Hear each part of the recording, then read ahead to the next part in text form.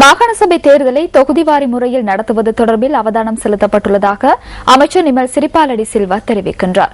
ஸ்ரீலங்கா சுதந்திர கட்சி இன்று ஏற்பாடு செய்திருந்த ஊடகவியலாளர் சந்திப்பின் போதே அமைச்சர் இதனை தெரிவித்திருந்தார்.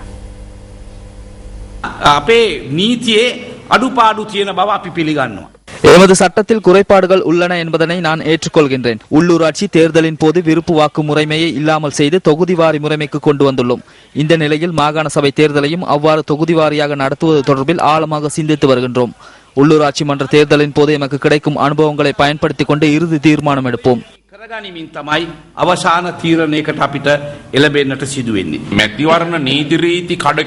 தேர்தல் சட்டங்கள் மாறுகின்ற போது தேர்தல் சட்டங்களின் கீழான தண்டனைகளில் மாற்றம் ஏற்படவில்லை.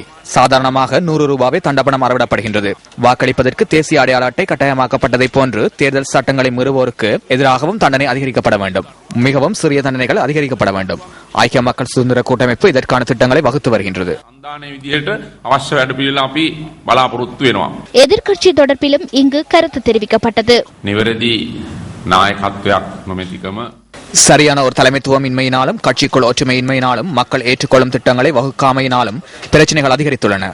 மக்கள் சார்பில் எந்த திட்டங்களும் இல்லாமையினால் எதிர்க்கட்சியின் எந்த ஒரு கட்சியையும் எவரும் ஏற்றுக்கொள்ளாத நிலைமை ஏற்பட்டுள்ளது.